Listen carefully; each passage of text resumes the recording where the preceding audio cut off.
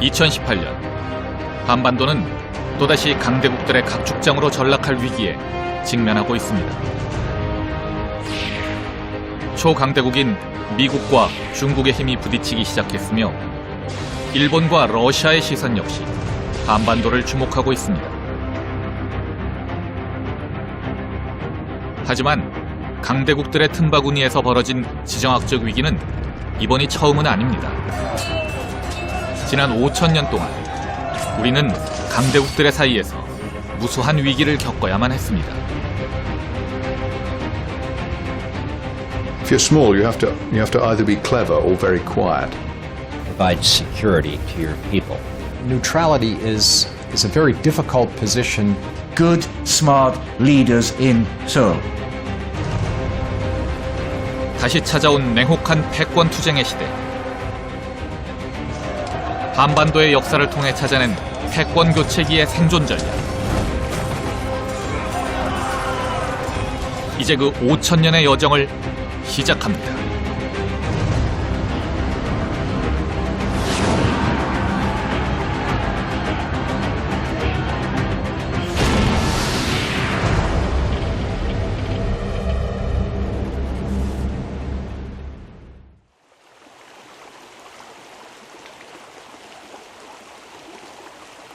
한반도 북부의 강들은 일찍 얼어붙습니다. 특히 압록강은 12월이 되면 말을 타고 강을 건너는 것이 가능할 정도가 되죠.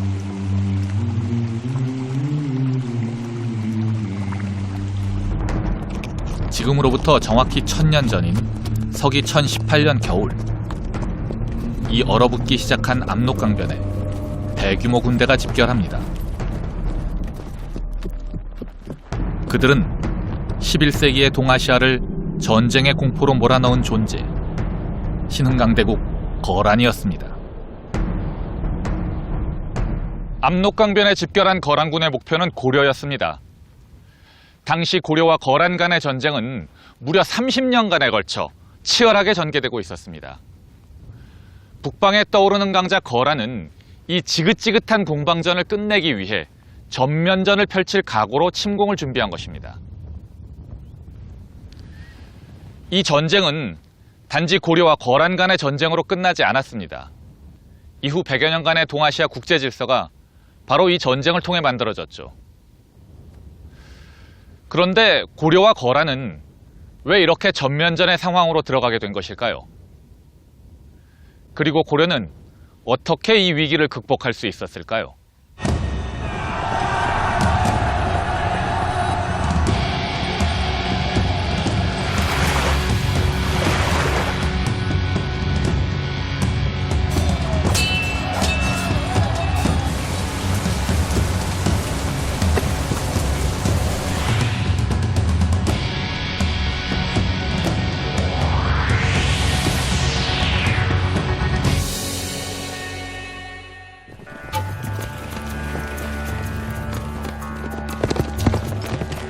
(11세기) 동아시아를 공포로 몰아넣은 거란족이 일어난 곳은 모든 유목민족의 고향 몽골 초원입니다.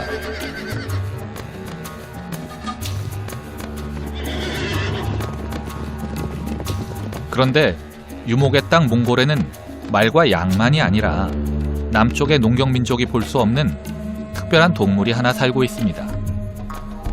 바로 낙타입니다. 고려와 거란의 분쟁은 바로 이 낙타로부터 시작되었습니다. 고려가 한반도를 통일한 직후였던 서기 942년, 거란은 50마리의 낙타를 예물로 고려에 대규모 사절단을 보냅니다. 신생국가인 고려에 우호를 표하기 위해서였죠. 낙타는 고려로서는 처음 보는 매우 진귀한 예물이었습니다. 거란은 기본적인 정책이 영토 확장을 위해서 남진 정책을 취하게 됩니다. 그러니까 후방의 어떤 고려의 견제를 막기 위해서 거란은 고려와 화친 정책을 취하게 되고, 그러한 화친 정책의 일환으로서 거란이 고려에 낙타를 보내고 사신을 보내서 고려와 화해 정책을 통하고, 그 화해 정책을 이용해서 중국 대륙으로 본격적으로 진출하려는 그러한 정책의 일환으로서 거란이 고려에 낙타를 보내고 사신을 보냈습니다. 개국 이후 처음 찾아온 낯선 강대국의 사절. 이것은 신생국 고려에게 주어진 첫 번째 외교적 시험이었습니다. 사실 신라가 망하고 고려가 후삼국을 통일하던 10세기 초는 한반도뿐 아니라 동아시아 전체가 격동에 휩싸인 시대였습니다. 서기 907년 300년 동안이나 동아시아의 패권국으로 군림했던 당제국이 멸망합니다. 세상은 혼란에 빠졌습니다. 10개가 넘는 나라들이 뒤엉킨 혼란과 전쟁의 시대가 이어졌죠.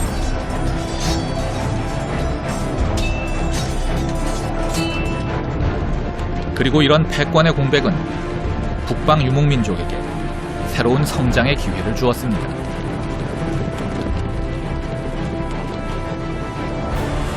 이 기회를 쟁취한 사람이 바로 거란의 건국자 야유라복이었죠. 서기 916년에 건국한 거란의 성장은 눈부신 것이었습니다. 924년에는 탕구투와 토요콘을 굴복시키고 925년에는 발해를 공격해서 이듬해인 926년에 멸망시켰습니다. 그리고 936년에는 만리장성 남쪽인 연운 16주를 탈취하여 중원 진출의 교두보까지 확보했죠. 무섭게 성장하고 있는 이 새로운 강대국에 대한 고려의 반응은 어떤 것이었을까요?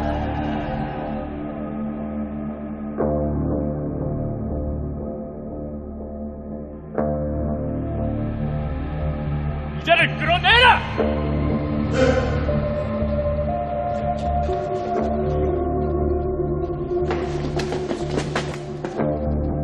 놀랍게도 왕건은 거란이 내민 손을 모질게 거절합니다. 거란 사신들은 전부 섬으로 보내서 유배를 시키고 아마 나중에는 죽였겠죠. 낙타들은 개성 남대문 아래 만부교라는 곳 아래 시냇가에 묶어놔서 굶어 죽게 합니다. 잘 아시다시피 낙타들은 혹독한 사막에서도 가장 오래 살아남는 동물들입니다. 만부교 밑에 묶여 있었던 낙타들은 아마도 오랜 시간 동안 서서히 죽어갔을 것입니다. 그런데 도대체 이렇게 잔인한 방법으로 낙타를 죽인 이유는 무엇일까요? 우리의 이웃은 강하고도 악한 나라이니 평화로울 때에도 위험을 잊어서는 안 된다. 태조 왕건이 후세 왕들에게 남긴 후뇨 10조의 내용입니다. 왕건이 거란을 우습게 생각해서 거란 사신을 처벌한 것은 아닙니다. 상대방이 강하고 위협적이라는 사실을 알면서도 도발을 한 것이죠. 상식적으로는 이해가 가지 않는 행동입니다.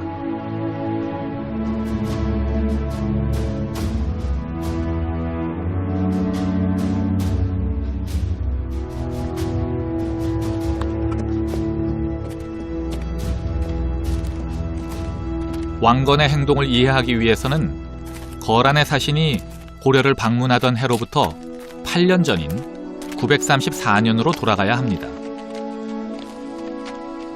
그 해에 거란에게 멸망당한 발해의 세자 대광현이 수만 명의 발해 유민들과 함께 고려로 귀순한 일이 있었습니다.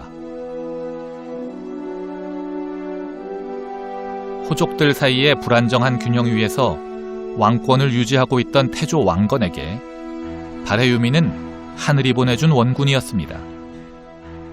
왕건이 거란 사신을 적대시한 것은 우리 민족인 발해를 멸망시킨 원흉이다라는 것이었죠. 그건 중요한 대의 명분이죠. 근데 이제 이익관계라는 면에서 보면 발해 유민의 상당수가 그 당시 고려로 들어와 있었어요.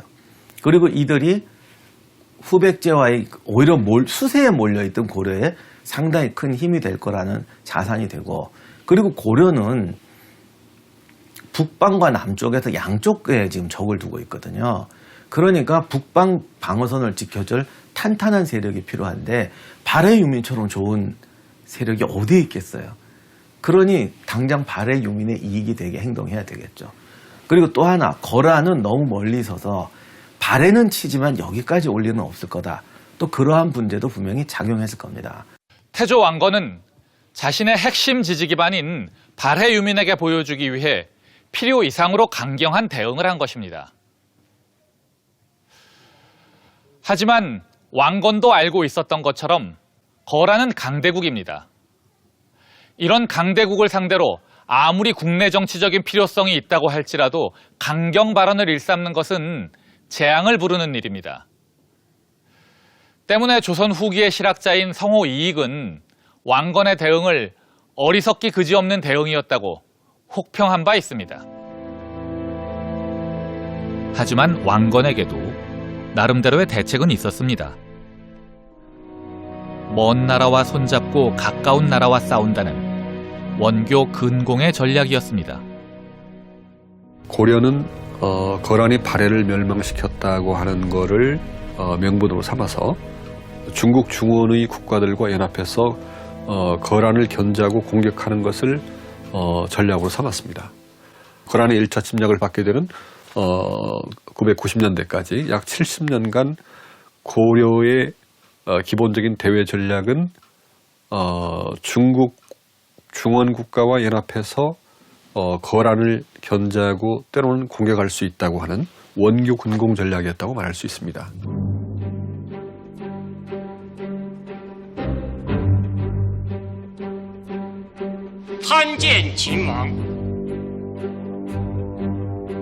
그런데 왕건이 제시한 원교 근공의 개념이 사실 새로운 것은 아니었습니다. 오히려 전통적인 것이었죠.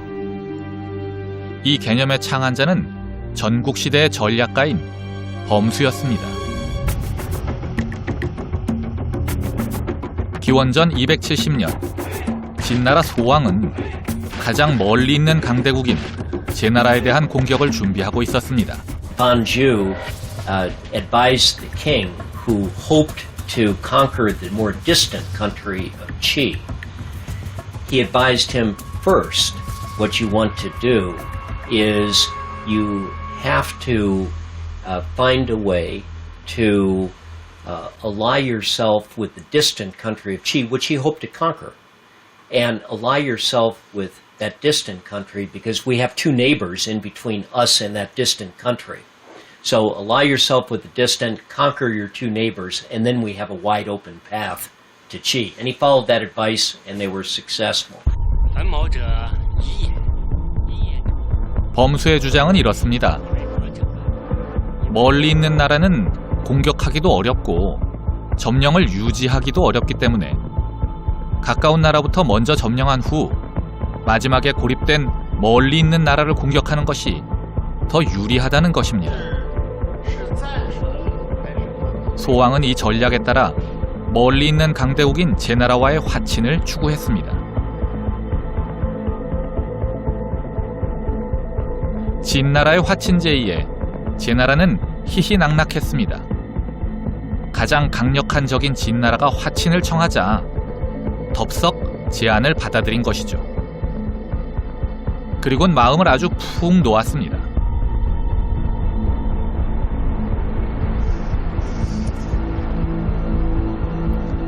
제나라가 방심하는 사이 진나라는 주변국에 대한 본격적인 정복전쟁에 나섭니다. 소왕뿐 아니라 이후 진시황에 이르기까지 범수의 계책에 따라 제나라와는 동맹을 유지하면서 한, 위, 조 등 주변국을 공략하여 결국 천하통일이라는 위협을 달성합니다.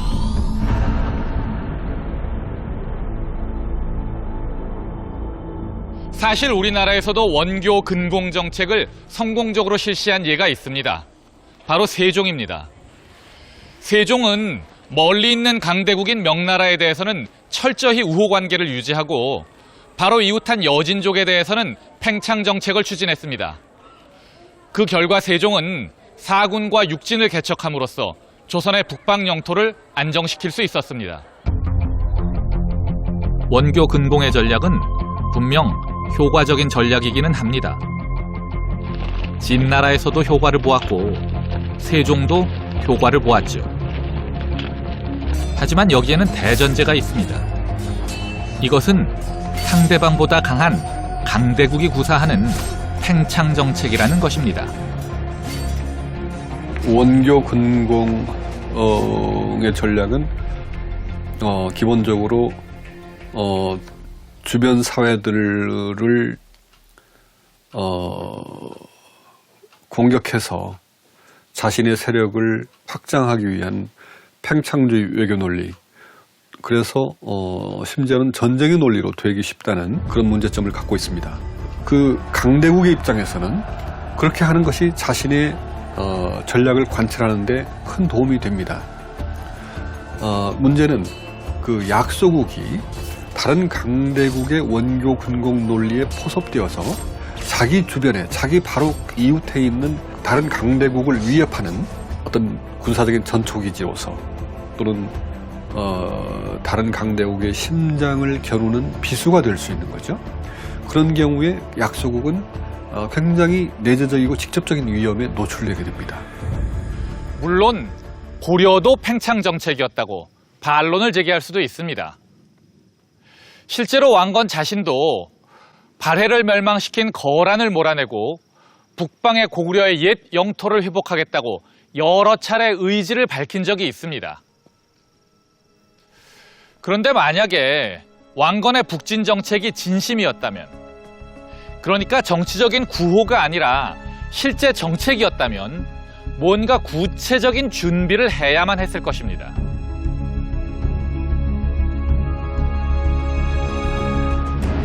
하지만 우리는 고려 초기의 기록에서 거란 정벌을 위해 구체적인 전쟁 준비를 했다는 어떠한 흔적도 찾아보기 어렵습니다.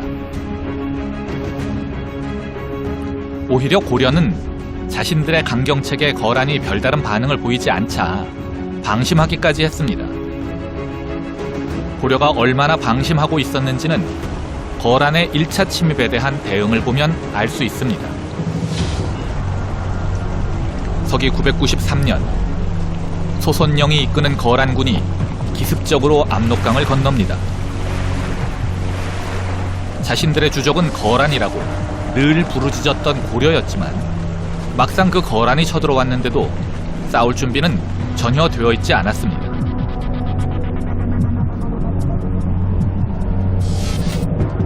거란군이 압록강을 건넌 지 2달이 지나서야 겨우 방어군이 편성될 정도였죠.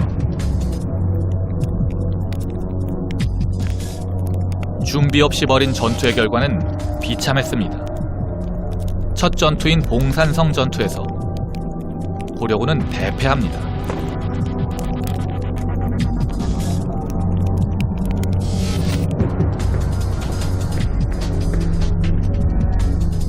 첫 전투에서 패배하자 고려 조정은 곧바로 대책회의에 들어갑니다. 문제는 회의의 주제가 어떻게 싸울 것인가가 아니었다는 점이죠.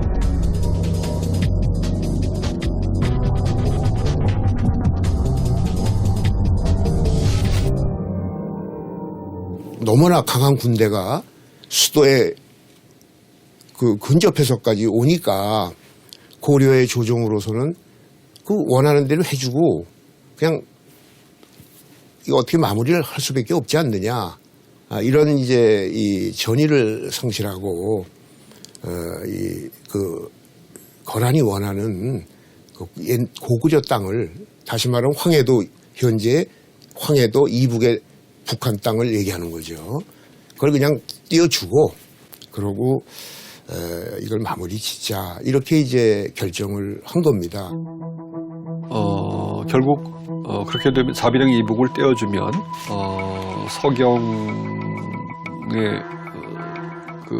서경을 지키기가 어렵게 되고 개성의 수도를 유지하는 것도 어려워질 수 있죠. 결국 한반도 중부 이남으로 밀려날 수 있는 그런 상황이고, 결과적으로는 궁극적으로는 한반도의 독립적인 국가의 생존 자체도 심각하게 위협을 받을 수 있는 그런 상황이었다고 할 수 있겠죠. 사실 우리 역사에서 외적의 침입에 대해 첫 전투에서부터 승리한 경우는 거의 없습니다. 첫 전투에서는 패하더라도 끈질기게 싸워서 마지막에는 승리한 경우가 대부분이죠. 수나라나 당나라와의 전쟁 역시 마찬가지였습니다. 다만 그러기 위해서는 외적의 침입에 대한 준비가 미리 되어 있어야만 합니다. 그래야만 첫 패배로 인한 충격을 흡수하고 다음 전투를 준비할 수 있는 것입니다. 따라서 고려가 첫 전투에서 패하자마자 항복을 결정했다는 것은 당시 고려가 거란과의 전쟁에 대해 아무런 준비가 되어 있지 않았다는 것을 의미합니다.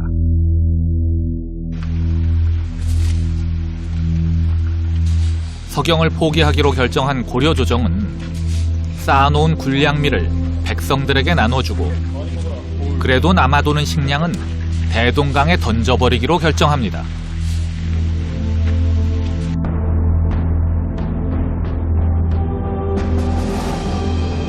조정 전체가 이렇게 공포에 빠져 우왕좌왕하고 있을 때 거란군의 움직임에 뭔가 이상한 점을 발견한 사람이 있었습니다.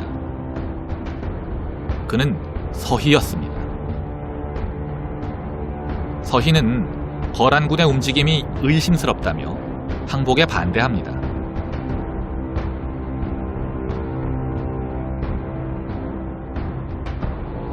소선영이 무려 80만 대군을 이끌고 왔다고 그랬는데 전투는 안 하는 거예요. 원래 모든 정복이 먼저 요충지를 점령하고 거래를 하는 건데 전투는 안 하고 우리 군대 많다 큰 소리만 치고 있는 거죠. 그거는 뭔가 전투력이 약하다는 겁니다. 두 번째, 당시 고려와 거란 사이에는 여진이 있었어요. 그런데 정복하러 온 군대가 적진을 가로질러 80만이라는 군대를 유지하려면 보급로가 굉장히 중요하거든요. 그리고 정복 전쟁을 하려면 어떤 장기적인 기반이 있어야 되는데 정복하러 온 군대가 앞에 있는 적을 놔두고 거기를 통과해서 그 뒤에 적을 치러 왔다는 것은 체계적인 정복 전쟁을 할 준비가 안 되어 있다는 거죠. 결국 이건 약탈 전쟁이고 단기 전쟁이라는 겁니다. 그렇기 때문에 이 소선영이 여기서 장기적으로 뭘 할 능력이 안 되고 의욕도 없다라는 걸 서희가 캐치했던 거죠. 하마터면 적군에게 예상치도 못한 선물을 안길 뻔했던 고려 조정은 서희의 설득으로 인해 가까스로 먼저 강화 교섭을 한 후 항복 여부를 결정하기로 합니다. 물론 대표로는 서희가 파견되었습니다. 이렇게 해서 서희와 소선영의 단판이 시작되었습니다.